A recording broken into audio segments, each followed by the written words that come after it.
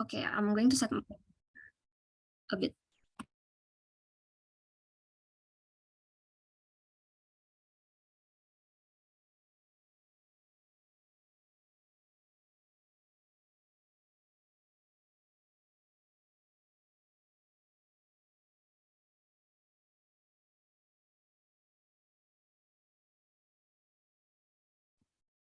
Okay, my preferred pronoun is she, they. If you want to POI, please just unmute your microphone because I cannot see it through the chat box. So I'm going to start my speech in 3, 2, 1. Panels, as opening government, we agree that both spreading critical thinking to general masses, as in to create an equal development, particularly in more developing world, for example, is actually important. But we do not think that safe space is not important or should go second hand. We think that safe space can actually grow gradually, but moreover, we think that safe space can actually be accessed depends on the individual, whether this individual have their particular comfort place, for example, or people they want to talk to. But I'm going to elaborate that further more on my arguments and on my speech, right? Things I'm basically going to bring. First of all, I'm going to explain what does the status quo looks like. And also secondly, I'm going to explain thoroughly why providing critical thinking to general masses should actually come first, right? Coming to my first layer, what does the status quo look like? In the context of developing world, we notice that debating community is going to be, much more exclusive, for example, like Indonesia. And how does this exclusivity looks like? It looks like as to how people who have access to, proper higher education, for example, will be the most part who have access to debating. For example, people who go to international schools or people who have enough capital to be well surrounded by progressive community, people who are exposed to having English course, at least, for example. But on the other hand, most of the times, it is hard for most part of students or people that do not have those luxury because of the development of within the country itself. It is not equal yet to have the same access. For example, people who are still living in smaller area, right, and do not expose to a more progressive dynamics, for example. But it is going to be harder for them because the barrier is huge enough where the one who have benefited enough would of course excel with benefit, but those who still having difficulties for a lot of part of people is as to how, they want to progress, yes, they want to win competitions, for example, but a lot of time, even for the prerequisite, they do not even have the capital to do so. For example, they could not access proper coach or even money to register certain competitions.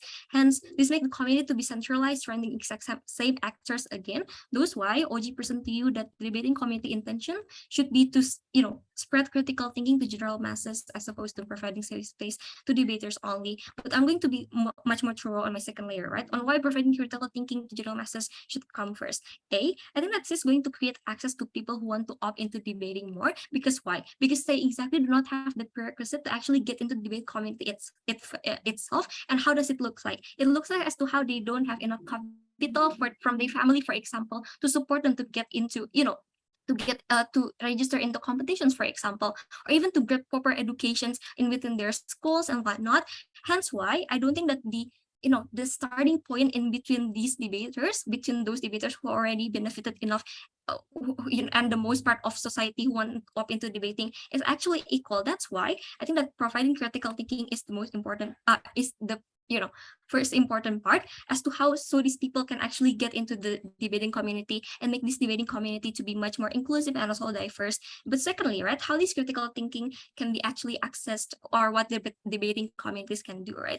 I think it is common, right, to help people who are lacking of resources, that debating society should help, like free classes or coaching for charity and whatnot. That is to say, we're going to do, affirmative actions for these people who are actually lacking of access in terms of debating and in terms of educations into what debate is and whatnot, right? But thirdly, I'm also going to talk about is whether safe space is important and how we're still going to create safe space by the end of the day. We think that yes, safe space will still be important, but notice how the community of debating itself is actually built by people who are well educated and well aware of certain issues anyway. That is to say, the moment that offensive behavior happen, for example, or any issues happen, most of these people will understand how to take care of them, and hence I think that the interest of debating community now is actually should be on, helping the part of community that currently left behind by, the lacking of resources, for example, or anything that becomes a barrier so they cannot access the debating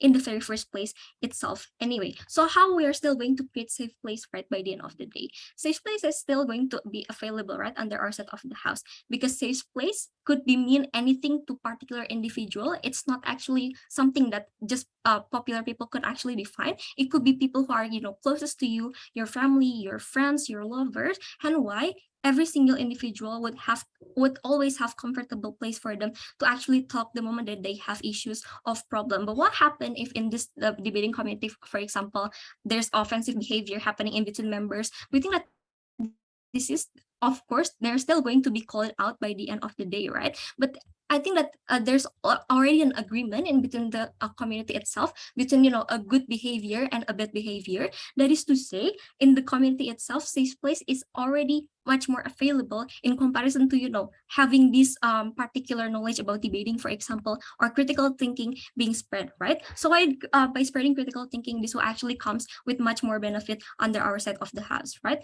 Notice how we can actually fulfill the prerequisite of what these people could not actually fulfill, right? Eventually, people who do not have access to, for example, coaching for debate, for example, could actually now have a coach coming from, coaching for charity or coming from free classes, for example. Is to say they can also be much more motivated in terms of, developing their debating career and also their debating skills, for example. But also secondly, they're going to have much more exposure to tournaments, for example, right, or to opportunities that could possibly support their career or even support their talents by the end of the day, right? That is to say, I think that in order to create a much more equal ground for the debating community itself, the prerequisite is as to how we should be able to fulfill the lacking or the hole coming from society, part of society that still have difficulties in terms of getting into debating, and that can only be done by, prioritizing the goal to, proliferate critical thinking to general masses, right? That is to say, under OG, we're still going to maintain safe place, but while also focusing on how we could actually spread this critical thinking, so the debating community should be much more proliferated instead of being centralized surrounding the exact same actors again, and hence why we're proud to propose. Thank you, Prime Minister, for that speech. I call upon the next speaker, Leader of the Opposition. Before my speech, I prefer verbal POIs. And I will tell myself and my speech start. Now, first, the previous speaker said that how important it is for debating communities to spread its critical thinking to the general masses, so that it could be more inclusive and also can help people while maintaining the safe space to the debaters only. We think that it will be a very good idea for debating communities to proliferate this kind of critical thinking to the general masses, but we don't think it actually has the feasibility. And so in my speech, I'm going to prove it to you. First, why that it is unlikely for the debating community is going to successfully proliferate and to spread this critical thinking to the general mass. And secondly, and even if the debating community does, then the general masses don't buy it, still won't buy it. So firstly, why did this debating community don't have this kind of true ability to proliferate critical thinking to the general masses? Because firstly, well, we believe that the original aim of the founding of all kinds of debating communities is to provide a platform for debater lovers to have a place and where people can compete with each other and learn from each other, and also during the process we can form this kind of critical thinking ability, and also we can broaden our horizons and know different topics and to deep down into different aspects of the problems in the society. So in that case, that's why a lot of debating tournaments requires the fees, and also the judges and the working teams, that they need to be repaid, because this is kind of a community where people can can benefit each other, not only to learn new skills and knowledges, but also it can make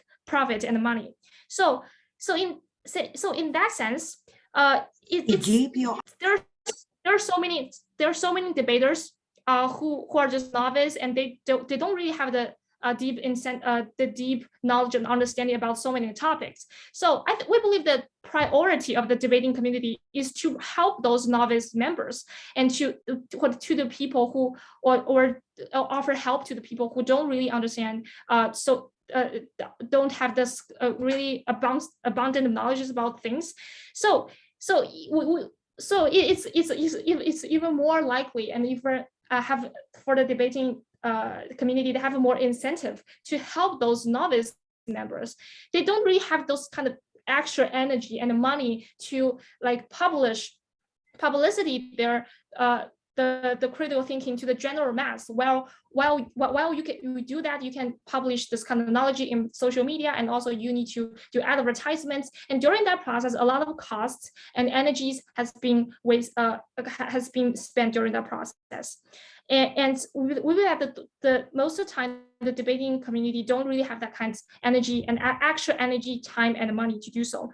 And the second thing is that actually, as a matter of fact, debating communities are just a small group of people. It's not a mainstream in this society. So probably a lot of people just don't even interested in debating or this kind of community. So it's debating communities' influence in the society, especially for or in the developing countries, are really, really small, which means it doesn't have the influence like the government or the charity or the organizations like the United States. It doesn't really have the kind of charisma on the society, and people and the general masses probably don't even hear about this kind of community. So its influence on the community, its influence on the society is very, very limited.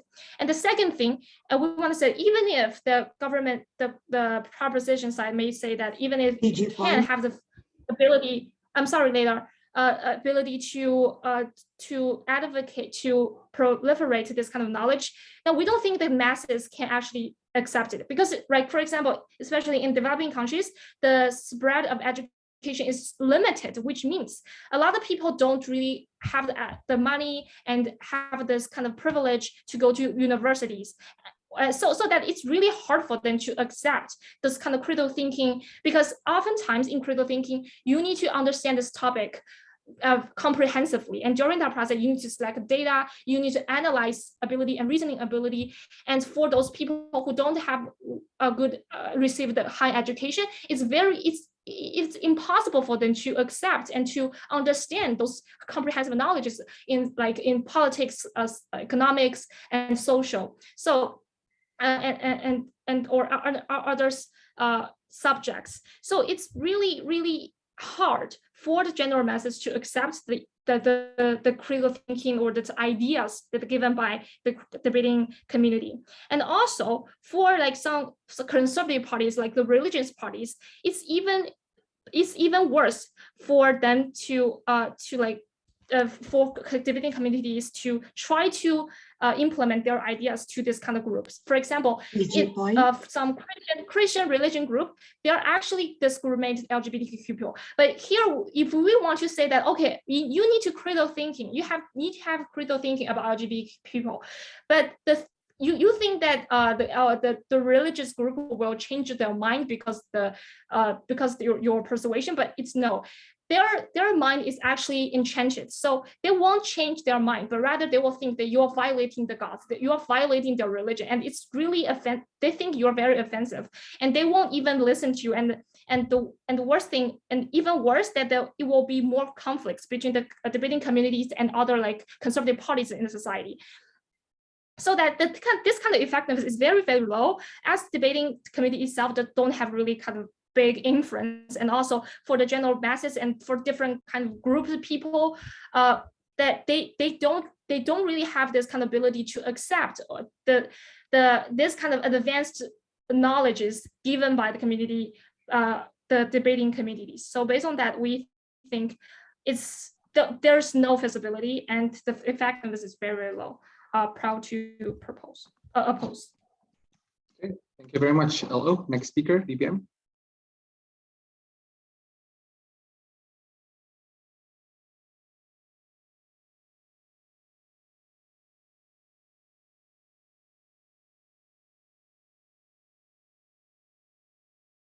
Am I audible? Yes, you are. All right, hang on.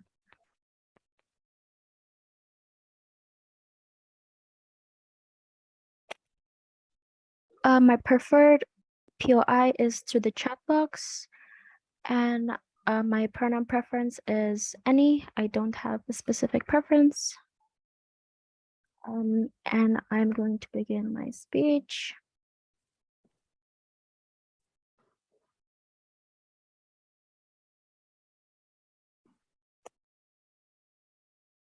Hang on, setting my timer up real quick.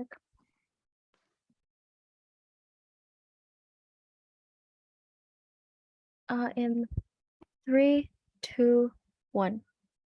Panels, to begin my speech, I'm going to be addressing a few rebuttals directed to the case that we have been seen coming from side opposition in today's debate.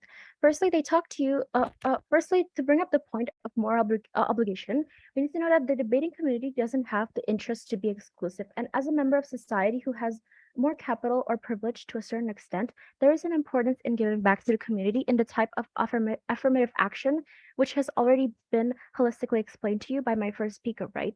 But opening opposition also needs to explain why government's established status quo is not in line with the current status quo condition. And they have also told you that the public has difficulties in accessing matter regarding debate because of how, for example, advanced it is, such as through the topic of like economy, international relations, and so on and so forth. But firstly, this is exactly what my first speaker has characterized to you, that such matter is not widely accessible, but there are still, like, for instance, novice or newbies debaters, for example, who still train for competitions such as like NSDC or NUDC and so on and so forth. But regardless of the barriers to that matter access, the issue that opposition is trying to bring to the table actually points out exactly the importance of why we need to proliferate critical thinking in the first place, right? In order to make these kinds of topics more accessible to the masses in the first place, right? But secondly, that is why, since opening opposition agrees that debate community should be the platform for debate lovers as a whole, it is the obligation of the debating community to be able to fulfill the needs of the part of the society that is not well benefit yet in comparison to actually designing a safe, to prioritizing designing a safe space that is only exclusive to the debating community.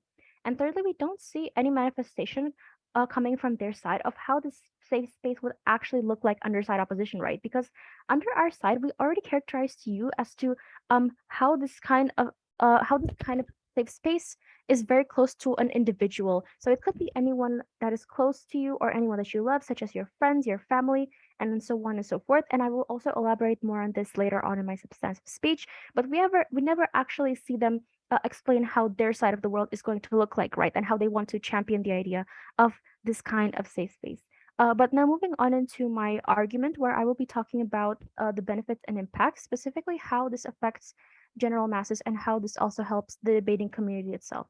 While we can see that change wouldn't happen in a short period of time, especially one that is being aimed to reach a larger amount of people with an ambitious goal in mind, but we do recognize that the amount of time and effort and perhaps even trial and error that will take place in the process of these kinds of attempts and purposes that the debating community would strive to achieve, we say that this is going to be worth it because of the kind of environment that we are able to push for and the kind of benefits that we are able to reap and achieve from this model, right?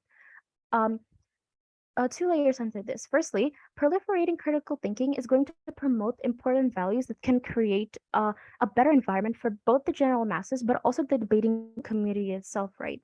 What we mean by this is that these values, for example, are building the capacity to have more room for understanding and acceptance, for instance, because once people improve their critical thinking skills, they are able to build the capacity to do things like understand that sometimes, even if something isn't aligned with your personal beliefs or your personal values, as long as they are, for instance, not hurting anyone or not bringing harm to others around them, then people can still be able to accept and understand them, right? This is we think this is very valuable and crucial when it comes to combating things like stigma, biases, and stereotypes that exist in our society today and only serve to harm certain identities, right? Because these kinds of things can end up only painting a certain narrative around certain communities, for example, and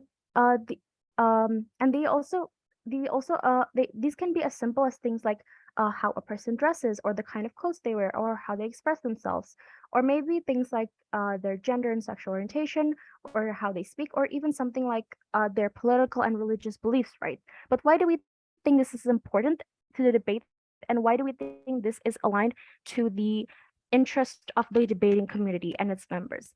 Because we think that a majority of general masses, both in developed but even more so in developing countries such as Indonesia itself, these kinds of conflicts and discourse are often caused and ignited by things like lack of understanding and acceptance towards each other, right? Whether that is on like a large scale, or even in a simple like micro scale of the kinds of biases and stereotypes that people carry with them on a daily basis, right? I think it's fair to say that a majority, if not all, members of the debating community have the interest of not having to see these kinds of conflicts happening in their country to begin with, right? Especially if it concerns identities or groups that are related to them or people that they know and their loved ones, right? Even if these kinds of issues realistically can't be eradicated completely, and we concede that, but at the very least we can do is make an effort to combat and significantly decrease the factors that lead people into engaging in these kinds of issues. No, thank you. Especially when it can be as simple as people that are closest to us, right? Such as our friends and acquaintances, such as through the mechanism that my first speaker has already presented to you. Because we recognize that as someone who is as members of the debating community who are quite aware on social issues and how it affects people around us, it can be hurtful for us to see our own friend, for example, expressing a harmful opinion, or for them to leave like hateful, problematic comments, or reposting similar content that is going to affect us or other people like us, for example, right? We also think it's important that for someone who is in the debating community, in order for us to be able to actually, feel safer, that at the least we can do is that the people around community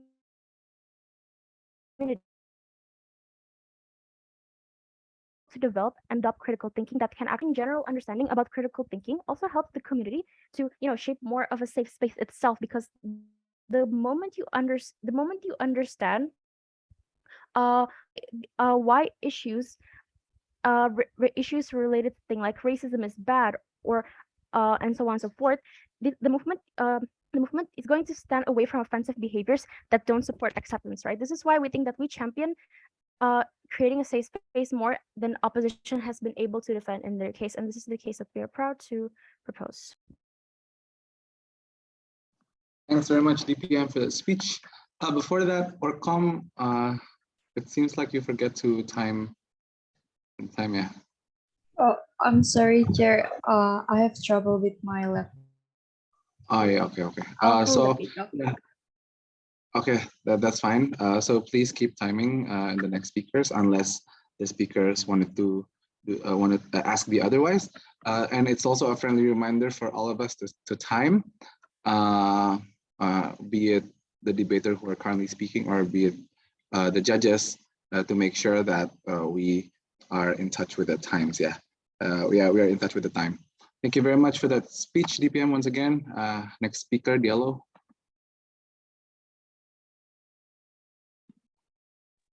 Am I audible? Yes, you are. Thank you. And I prefer PI in the chat box. And sorry, I'll time myself. Oh, okay. My speech will start in 3, 2, 1. Okay, first of all, I'll do some few rebuttals to the previous speaker.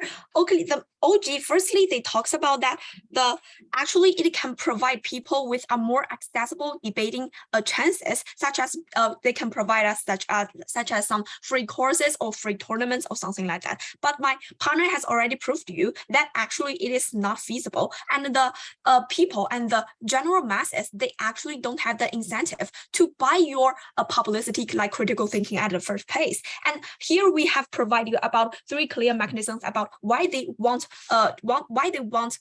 buy this kind of things at the first place. Because firstly, this kind of debating communities, they are just a special platform and a small platform designed for the debate lovers, right? So this means that this kind of community, they naturally lack of money and lack of resources, and this means that they are destined to not have enough resources to public or to advocate at the social media, like that we have some that we need to advocate the critical thinking or something like that, right? So this means that this kind of debating communities, they don't have enough power, and they don't have enough feasibility to do this kind of things. And moreover, this kind of debating communities, that mostly they are actually the profit incentive, right? And we believe that in our side house, this kind of debating communities can be more profitable, and I will illustrate that point later. And secondly, why the general masses don't have the incentive to do that?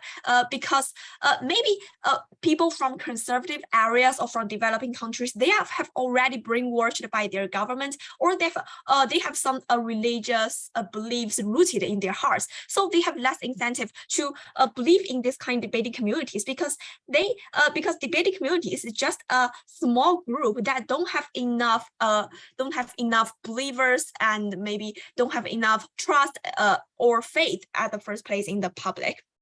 And so this kind of so the general masses, they don't have the enough incentive to hear from your advocates or publicity that you need to question your religions, or you need to question the God, or you need to question the authorities at the first place. And thirdly, this kind of general masses, they naturally lack of knowledge, and they generally lack of professional skills, so they actually cannot have enough ability to comprehend this kind of the essence of critical thinking, right? So sorry, PI later. So this means that this can be very difficult for the Gulf side's policy to be feasible. And we believe that their policy is actually kind of a trade-off. This means that more resources will go to the general masses, but not to the debaters. And we believe that it is the more resources that will go to the debaters that will make the debating communities more profitable. And this just is an integral part to the debating communities incentive to put more resources to the sorry, PR later, to put more resources to help to cultivate the debaters, right? Because why this is more profitable? Because firstly, in your side house, you claim that you will provide them such as some free courses, or you will provide them some pre-tournaments, and this just costs money. And our debating communities, they are not charities, and they are not, and they shouldn't do this kind of thing that the government or these kind of non-profit organizations should do. They are profit incentive, and it is only by cultivation professional debaters that can make them become more profitable. And during the process of cultivating more debaters,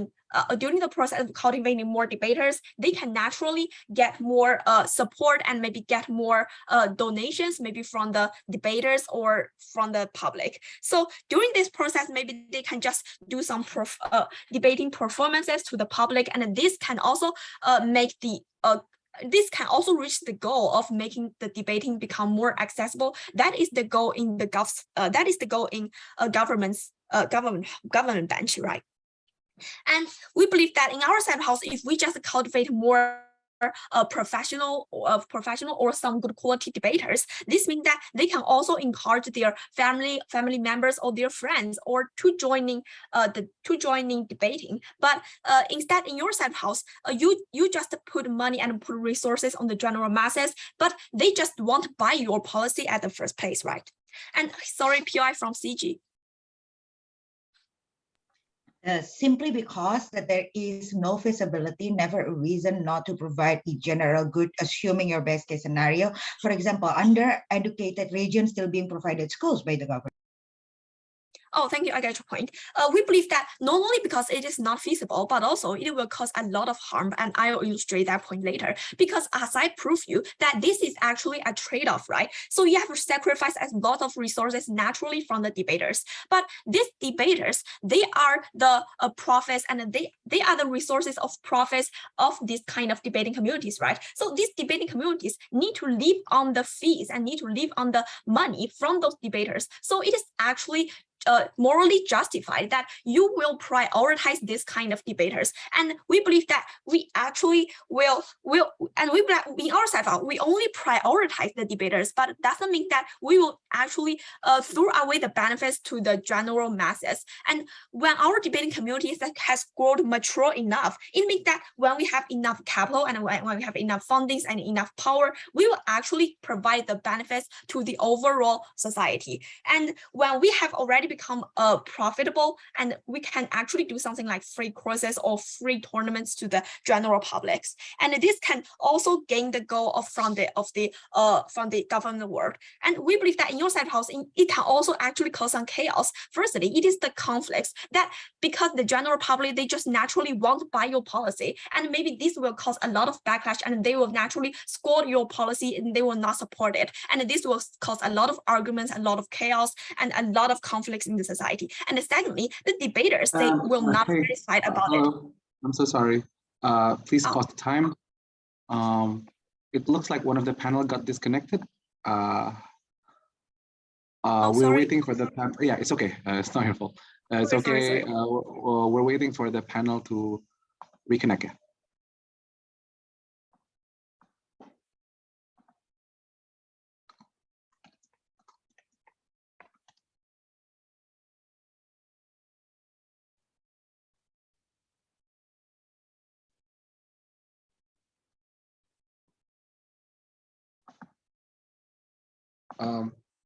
The panel's name is Esther. Is Esther here?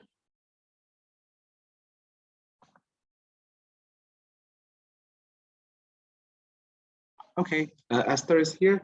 You may proceed and resume your speech, DLO. Okay, my speech will continue in 3, 2, 1. Okay, as I have talked about this kind of debaters, they were not satisfied about it because they have already sacrificed their resources to the natural masses, and maybe they just have no incentive to do this kind of things because their incentive to join the debating group is to improve their debating skills, but not to do some charities to general public. So in our side house, we have already proved you 3 things. Firstly, the government's policy is not feasible at the first place, and secondly, it will cause a lot of backlash and a lot of conflicts in the society, and this can be quite detrimental to the government's, to the public's harmony and to the society's stability. And thirdly, when we on our side house have become matured enough, we can actually try to put more resources to overall public. But at the status quo, we need to prioritize our debaters. Sorry, based on that, I'm really proud to oppose. Thank you very much, DLO. Next speaker, member of government. Hello, if you have a POI, please send it through the chat. If I don't take you by 5 minutes, feel free to unmute. Okay, timer in the screen, yeah. Okay.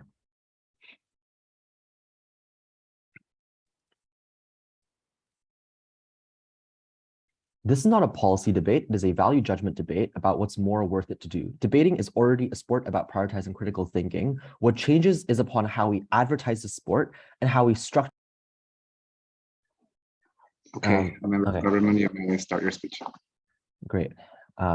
3, 2, 1. So this is not a policy debate as the opening opposition suggested. It is a value judgment debate about what's more worth it to do. I think debating is already a sport about prioritizing critical thinking, which is the same on either side. What changes in this debate is upon how we advertise the sport and how we structure our communities.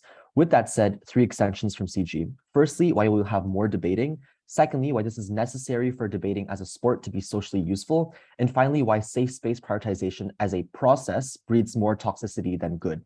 Firstly, you will have more debating on our side. I think opening opposition concedes that debating communities are small. I say the debating community will be huge on our side as the delta. Why will you get more of that on our side? Two reasons. One, because there's greater awareness of the sport. We would just proliferate it much more to the masses, and the public knows these opinions will be controversial. So even if they disagree, they will just have more debating or encourage even more debating in order to resolve those kinds of tensions from the public. And if people vote against a policy, for example, they'll probably want to have counter debates in order to make it even more public and therefore get even more corporate sponsorship, for example, which is the second reason why we have more debating, because you have greater corporate funding. They can say as corporates, we are forwarding UN SDGs by fostering critical thinking, for example, by improving the minds of individuals. These are bright minds that are talking about really smart things. Comparatively, however, you have schools and individuals funding tournaments, which is oftentimes underfunded and also tenuous as to whether or not you actually get funding, because they're too concerned with creating safe spaces that get constricted to a very small scale of people. Even if even opening opposition can see this, and therefore closing opposition also has to be in line with this stance, right? What does this mean, therefore? This means that on our side of the house, comparatively, when you do proliferate critical thinking, you're likely to proliferate the sport to significantly more people, and therefore it becomes a bit more public, for example. And maybe slightly changes the structures in which people debate, for example, maybe slightly changes the style in which people debate. But this is still a good thing for three reasons on weighing. One, because more actors will care about the sport and therefore fund tournaments, training camps, and the likes to a much greater extent. But two, with more funding, you have greater prize money, more IA funding, respect towards the sport, you have more training camps, and greater incentive for talented people to stay in the sport instead of selling out to investment banks, for example. There's a huge benefit for the community in ways much higher because it's immediately felt by people. Money gets you food, it fuels your desires, and it gives you everything, in contrast to just giving you a safe space in debating, which you can also get in your house, for example, or with other people who are your friends who are not just debaters, right? People have friends outside of debating. But third thing I want to note is that funding and scale is a prerequisite to creating access, which means we prove opening government's case by this argument alone, and we flip opening opposition's unproven premise of profitability and show why it's likely more feasible on ours of the house that beats top half immediately. Secondly, this is necessary for debating to be socially useful. The reason is because you are committing a moral wrong by weaponizing the suffering of people in debates, insofar as that discourse doesn't immediately permeate into society. There are two different reasons why. The first is because you have differing standpoints to people that you talk about in debates. You are representing groups of people in a way that benefits you the best. You twist characterizations to win around. You talk about the developing world in a way that doesn't actually represent them. And I should know about this because obviously I am in Europe, or in the European debating circuit, in which a lot of people talk about shit about my country all the time without actually knowing about what happened, what's happening in my country. But the second thing I want to note is that debaters in general are just privileged relative to other people. They speak English. You have time to do this. For example, you are able to trade this off against working on your career, and you can safely talk about other people's reality in the comfort of your own home, while people out there are dying by bombs being burnt to their burnt to their houses, for example, right? This means that you have relative privilege to the extent that you do not have the social capacity to actually talk about those things correctly, and therefore you're taking away their social capital and being able to talk about these things, right? This is necessarily important about the comparative debate. The reason is because if you provide safe spaces to debaters only, that makes the sport restricted towards those individuals who already have that intellectual curiosity for that sport, in contrast to everyone else who might want to enter in. What therefore changes on our side of the house? Firstly, you have greater follow-up because debate communities must recognize how important their words are, and the ideas discussed in those debates likely get used elsewhere. In the worst case scenario, though, even if this is not true, and even if you buy this as a really big impact, it is just publicized more on our side of the house because you have to make it distributed to the masses, for example, right? More people get to learn about these things, and this is good because you encourage even more social permeation of these ideas, which makes people significantly more able to realize these things as well. Notably, you don't have to change LGBTQ policy in order to make things good for that community, for example. You just need to know about their stance, for example, or know about their realization about how their lives are suffering, for example, right? So you just need people to know about their realities, in contrast to needing to change any policies for this benefit to be felt by people. Two, because debating becomes more socially understood now, because we have gone too far down the rabbit hole of giving many mechanisms that we sound unintelligible to the regular folk, to the extent that they are not able to learn about debating on the op side. They're likely will learn about debating on our side of the house as the structure changes. But thirdly, there's just more self-checking amongst debaters because people will ensure what they say is more cognizant of its social implications. You are now expected to follow up on the things that you talk about in your speech instead of just burning through that material without actually understanding what its implications are to the world.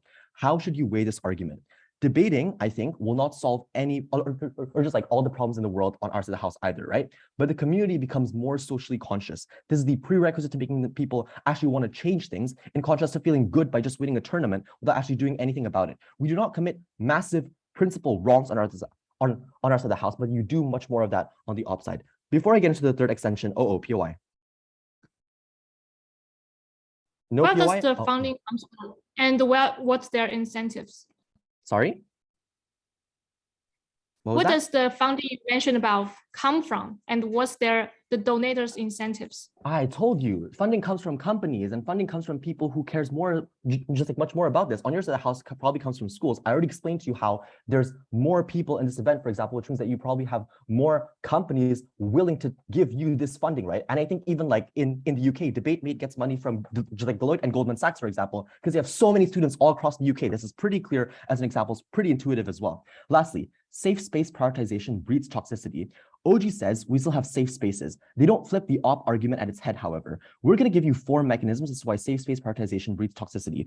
Firstly, or 3 actually. Firstly is because you create echo chambers. Our views get so entrenched to the point where they'd just like be devoid of reality. We talk about people in the Rust Belt as if they're dumb and making a wrong choice by being conservative. They have perfectly legitimate views in status quo. Secondly, powerful debaters get every say all the time. They become CAP, equity, they debate, and they have access to everything. They monopolize these spaces to the extent that they also form norms and rules around what's right and wrong, and therefore exclude all other people. Thirdly, there are social licenses provided to abusive people. I don't have to name them in the speech, but there are debaters, judges, tabbers who get away for the worst things possible because the community has an incentive to protect them. It changed on our side of the house because there's likely a greater demand for equity.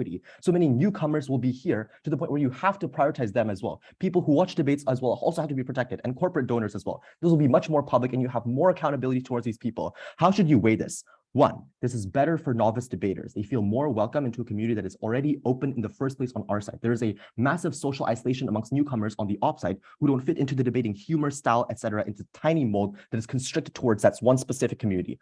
For all these reasons, CG. Thank you, Member of Government, for that speech. Call upon Member of Opposition.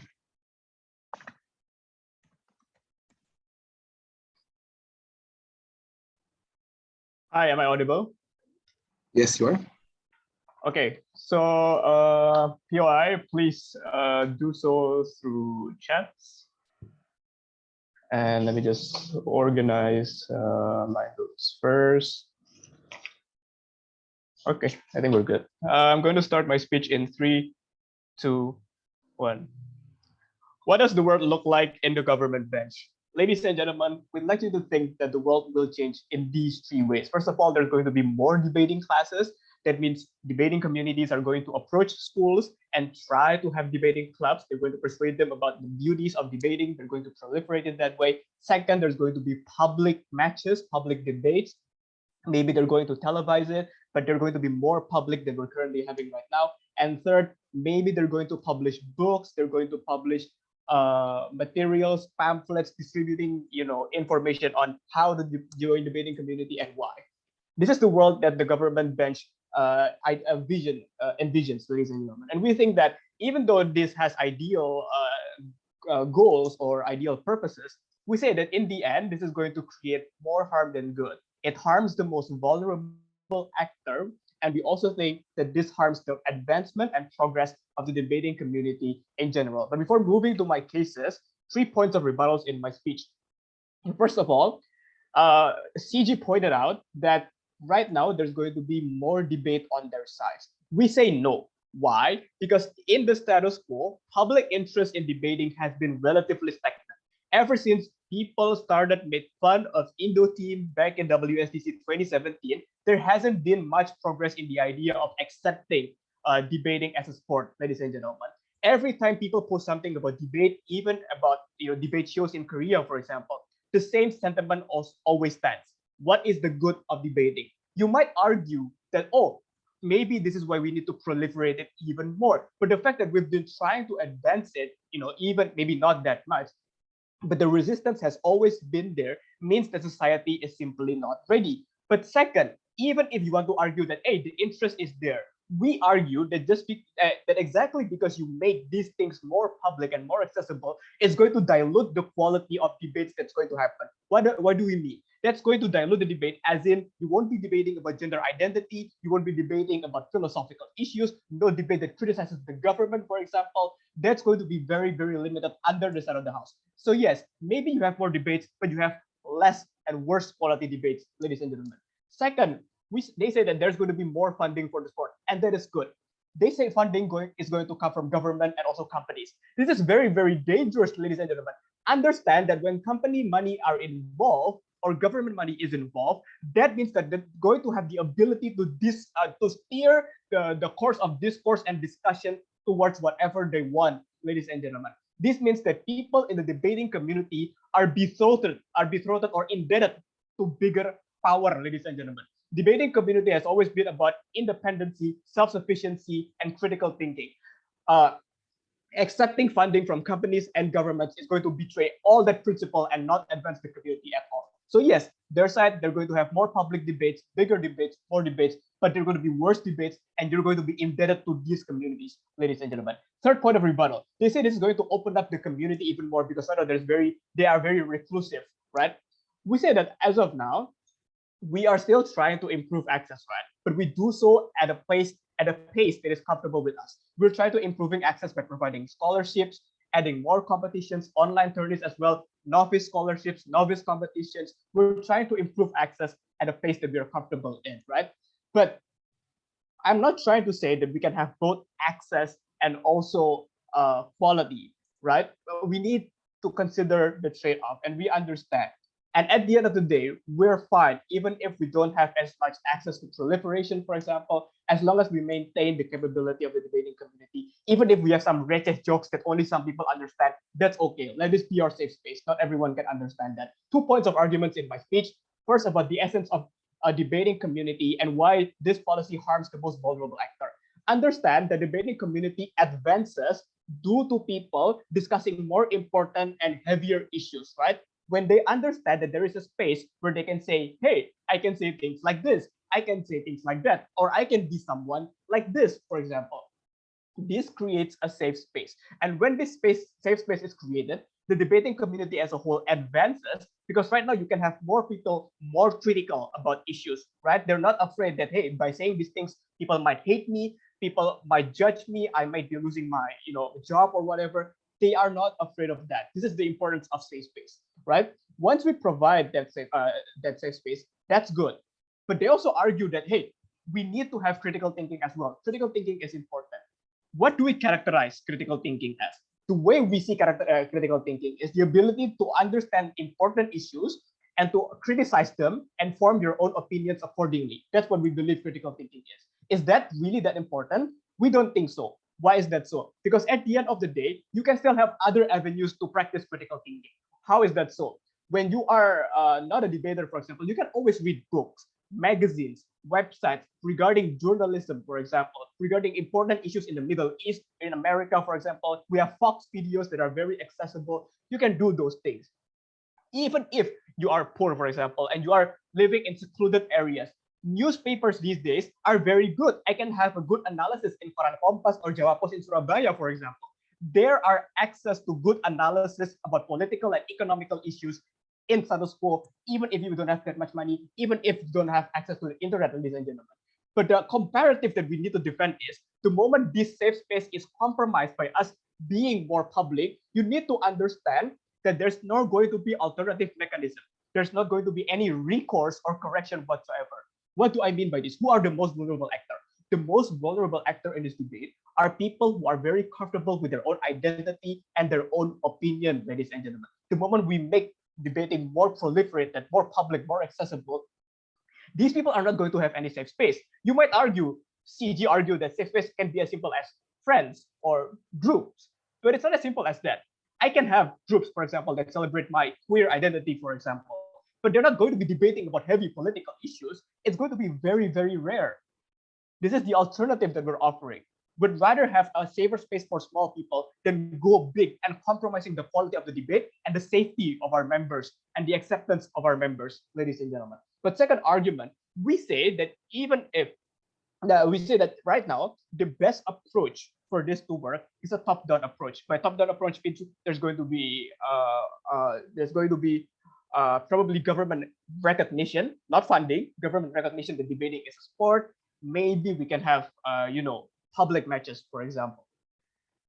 That might dilute the quality of the debates. We can see it. But maybe as of now, when that happens, the resistance is not going to be as much as when we try to push it from our side of the house, bottom up, ladies and gentlemen. So for all those reasons, vote for closing opposition. Okay, thank you very much, member of OP. Next speaker, Government Whip.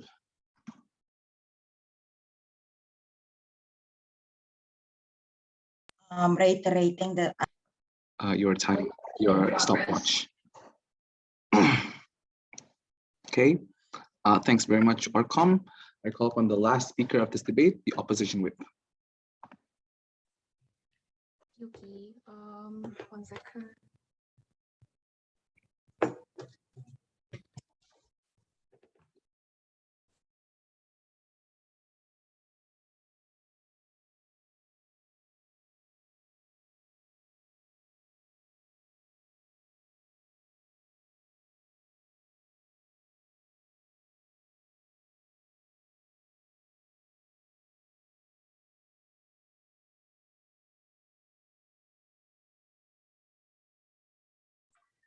Okay, my name is Vinsky. Preferred pronouns, oh, not yet.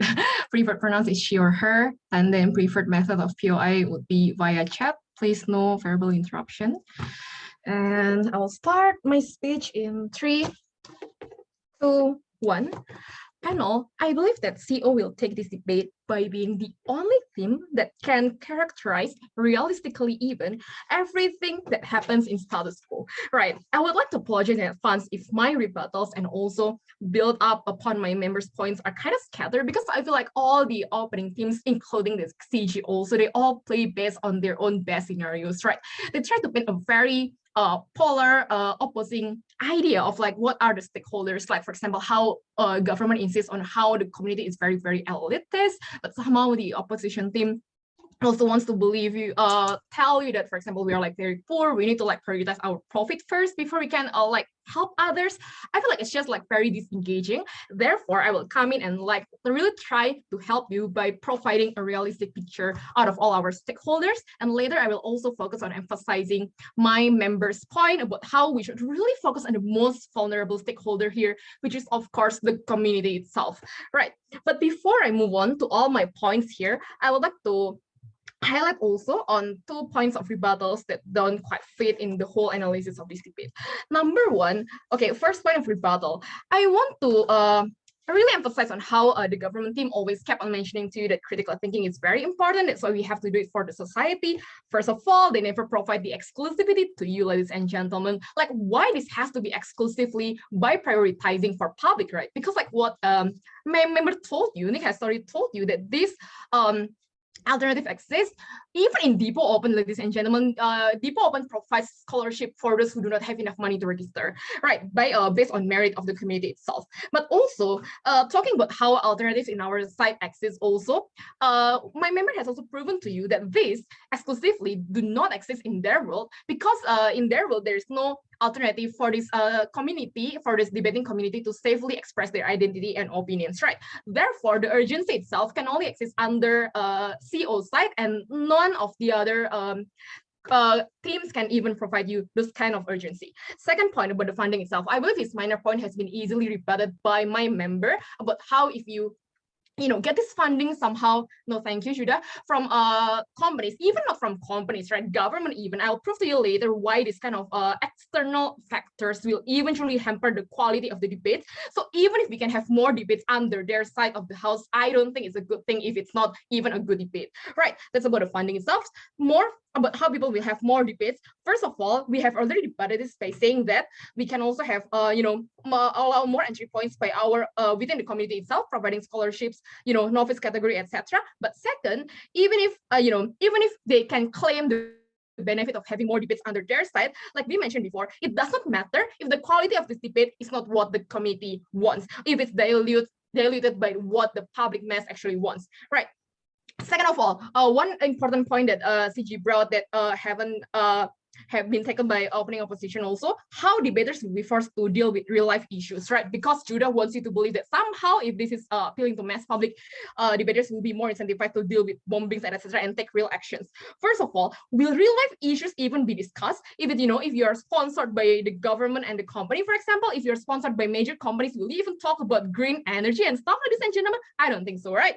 Second of all, even if it does so, for example, we believe that in our world, they never explain to you also why it's going to be achieved solely on their side. Because in our world also, when the community is strong, we can also help do check and balance to each other also to make sure we are taken accountable for our actions. But even better, because we don't have to think about what the public mass wants, but what's the best within and like safely express what we think critically. Right, now moving on, I will paint a realistic picture over two categories. Okay, first of all, how does general masses look like and how proliferating to them looks like. Secondly, I will talk about how safe space looks like under our side of the house. But before that, yes, I'll take one POI.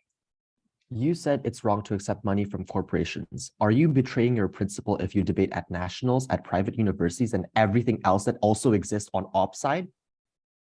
Okay, thank you for that point. Number one, if that happens under our side, since we are championing the community, we have the privilege to actually cherry pick, ladies and gentlemen. If you don't think that company is aligned with your principles, you can reject that. Or for example, if you feel that there is too much restrictions on like, your sponsor, you can reject that also. The difference is if they want to appeal for mass public, this means they have to appeal for what the majority wants. For example, if you are sponsored by the government or you're sponsored by the major companies, ladies and gentlemen, that means you have to do censorship, right? Which leads to my characterization right now, but how it looks like if we want to appeal to the general mass that none of the other team has ever brought to you. If you want to appeal to the general mass, ladies and gentlemen, this looks like you have to make sure it's appealing, right? You have to censor yourself. For example, you may need to be restricted by the government because it's overseen, watched, and regulated, right? You have to compromise on certain topics like LGBT, gender, criticizing the government. You cannot even criticize the regime, for example. You cannot even talk about important issues like gender identity, which means when we want to appeal to the majority, also we cannot talk about how we should punish companies to if they are not using the green energy, for example. Right, this is very harmful, and I believe that my member has provided sufficient explanation about why this will actually hamper the very safe space, the very basic essence of the debating community itself, which is to allow us to talk about taboo topics. So if this quality of the debate that if it doesn't even address the very, very important taboo but crucial topics, I don't think it's good to have it for the mass public even, right? But second of all, let's characterize about how safe space looks like under our end of the house. I feel like the characterization of the government about how a debating community is only about like this bunch of elitists, I think it's very unfair, because first of all, it's not only about I think the debate here becomes also about how if you're providing a safe space, you're also talking about opinion, about identity, right? You can be a queer, but your opinion on important issues can still be heard by the community because it's a safe space. While if you make it appealing for the mass public, maybe there will be like limitations by the government. Like for example, the government will allow, like for example, how in Citayam Fashion Week they banned the LGBT community for joining the mass event because it's not good for the public, ladies and gentlemen. This is what will definitely harm the community, and my member has sufficiently provided you with the explanation for that. But also, right, about the public acceptance itself, they want to make you believe that with the absence of this safe space, somehow like the government will change, and then somehow the public will accept it. So we are going to play on the safe, realistic or like modern characterization here also, like what my member has provided to you. Basically, we believe that some are progressive, some are not, some are conservative, but in our world, at least when we protect the community, they will have the safe space to eventually channel the most important stuff that the community firstly exists to tackle and cover with. With that, I'm very proud to host. Thank you. Okay, thank you very much, everyone, for the wonderful debate.